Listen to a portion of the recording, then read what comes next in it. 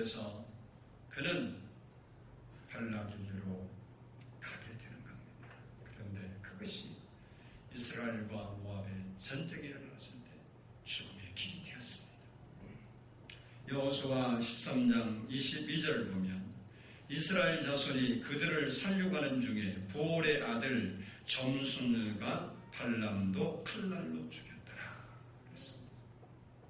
하나님보다 돈과 권력을 더 사랑해서 하나님의 뜻을 거역하고 모압으로 갔던 발람은 그것이 끝이 되었습니다. 대마라는 사람이 있습니다. 이 사람을 사도 바울은 이렇게 소개를 합니다. 골로새서 4장 14절을 보면 사랑을 받는 의사 누가와 또 데마가 너희에게 문안하느니라 그랬습니다. 그리고 빌레몬서 1장 24절에서는 또한 나의 동역자 마가 아리스타고 데마 누가가 문안하느니라 라고 소개했습니다. 데마는 바울이 사랑하는 사람이었고 바울과 함께 복음을 전하는 신실한 동역자였습니다. 그래서 누가와 같은 레벨에서 그가 너희들에게 문안한다고 그를 칭찬하고 그를 사랑하고 그가 동역자라고 소개했습니다. 그렇게 신실한 믿음을 가졌던 그가 어느 날부턴가 세상이 들어왔고 형락이 들어왔습니다. 그래서 하나님보다 그것들이 더 좋아 보였고 그것이 가치 있게 보였고 그것이 의미 있게 보였습니다. 믿음이 없었던 사람이 아닙니다. 복음을 전하고 자기의 삶을 포기하고 바울과 함께 복음을 전하면서 전국 방방곡곡 세계를 그렇게 돌아다니던 데마가 어느 순간에 생각이 바뀌어서 하나님보다 세상이 더 귀중히 여겨졌고 하나님을 위한 일보다 자기의 형락이 앞서가기 시작해서 세상을 사랑하는 자가 되었습니다. 나 보여줘 이거. 디모데후서 4장 10절을 보면 데마는 새 사랑을 사랑하여 나를 버리고 갈라디아로 갔고 라고 했습니다. 그는 결국 세상을 사랑했기 때문에 바울 곁에 머물러 있지 않았습니다. 자기가 좋아하는 세상으로 갔습니다. 우리가 원래 믿음이 없어서 문제가 아닙니다. 우리가 믿음 생활하다가 다른 것을 더 중요시하고 좋아하고 사랑하다가 우리가 나도 모르게 하나님보다 더 사랑하는 것이 우리에게 있어짐으로 말미암아 우리의 신앙이 삐뚤어지고 우리의 삶이 이상해지는 것입니다. 우리는 하나님보다 더 관심을 갖는 것이나 사랑하는 것이 있어서는 안 됩니다. 오늘 본문이 그것을 우리에게 표현하고 있습니다. 바라기는 여러분들이 하나님을 제일로 사랑하는 성도들이 될 수 있기를 원합니다. 두 번째는 오늘 본문에서 따라서 합니다. 주를 시험하지 않아야 한다. 우리 9절 말씀을 같이 한번 읽어보겠습니다. 9절 시작.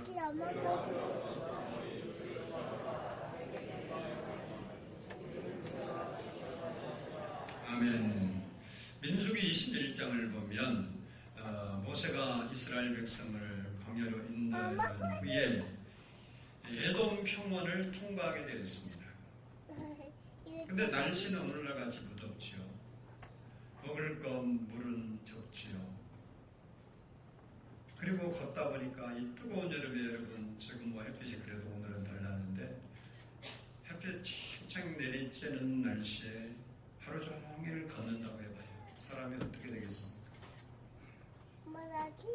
초죽음돼 쓰러지기 직전이 되니까 자기도 모르게 스스로 불평이 터져나오기 시작했습니다. 그래서 모세에게 원망하고 불평했습니다. 원래 하고 싶은 게 아니고 너무 환경이 그토록 가보니까 자기도 모르게 원망과 불평이 나옵니다. 그런데 중요한 것은 민수기 14장 27절 말씀을 보면 이스라엘 자손이 나를 향하여 원망하는 바 그 원망하는 말을 내가 들었노라 그랬습니다. 모세를 향하여 터뜨렸던 원망을 하나님은 자기를 향해 터뜨린 원망으로 동일시하고 있다는 겁니다.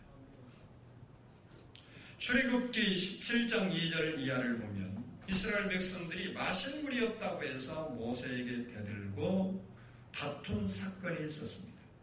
그런데 모세와 다툰 그 사건을 성경은 어떻게 기록하고 있느냐? 어찌하여 여호와를 시험하느냐 이렇게 썼습니다. 그리고 하나님과 다툰 그 장소를 마사라고 이름을 고쳤습니다. 그 뜻이 뭐냐? 시험하다라는 이야기입니다. 본래 하나님은 이스라엘 백성과 약속을 했습니다. 아브라함과 약속하고 쭉 다윗과 약속했지만 특별히 애굽에서 종사하고 있는 그들에게 약속했습니다. 내가 너희를 애굽에서 인도해내서 가나안 땅에 들어가게 해주리라 약속을 했습니다. 그리고 나는 스스로 있는 자 하나님이다. 내 이름을 걸고 이 약속을 지키리라 이렇게 약속했습니다. 이스라엘 백성들은 그들이 할 일이 무엇이냐? 하나님과 그 약속을 믿는 것입니다. 그들이 그 하나님의 약속을 믿기 때문에 출애굽했지만 그 약속을 어떤 경우라도 철저하게 믿고 의지하는 것이 중요했습니다.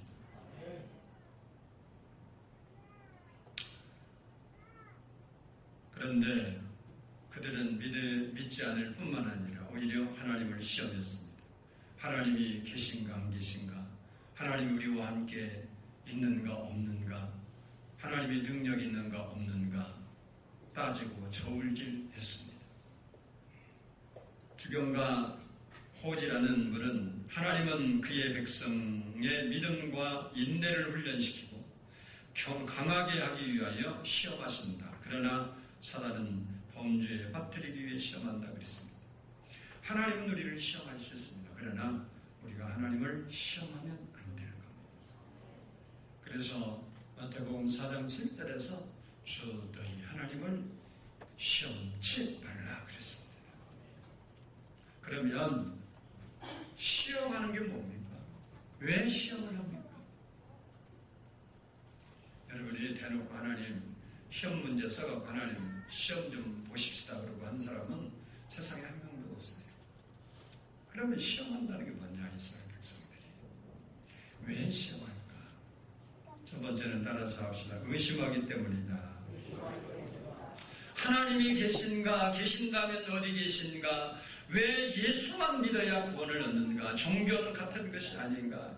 하나님은 기도를 들으시는가? 하나님이 계신다고 해도 이 60억이 넘는 사람들을 어떻게 기억하실 수 있는가? 라고 의심하는 것이 시험이라는 거예요.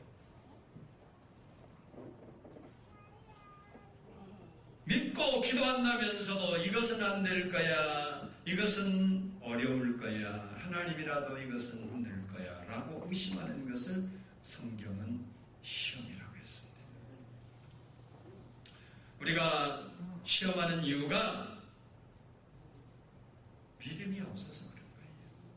의심하기 때문에 그렇습니다. 우리는 하나님을 믿어야 됩니다. 여러분이 이 자리에 온 것은 다른 이유가 아니에요. 뭐 사람 만나러 온 것도 아니고 문화생활 하려고 온 것도 아닙니다. 하나님을 믿으려고 온 거예요. 우리는 하나님을 믿는다는 말씀은 하나님이 하신 말씀을 믿는다는 겁니다. 하나님이 계신 것을 믿는 것입니다. 그래서 히브리서 11장 6절은 하나님께 나오는 자는 하나님이 계신 것과 그가 그를 찾는 자들에게 상 주실 것을 믿어야 할지니라 그랬습니다. 그 믿음이 없으면 하나님을 기쁘시게 할 수 없다고 했습니다. 하나님이 나의 목자신 걸 믿어야 합니다. 하나님이 물 가운데 불 가운데 가도 지키실 것을 믿는 것이 믿음인 것입니다.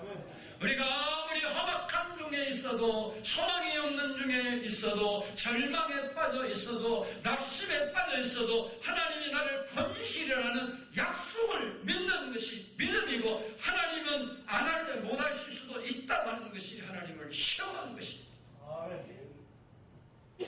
여러분은 하나님을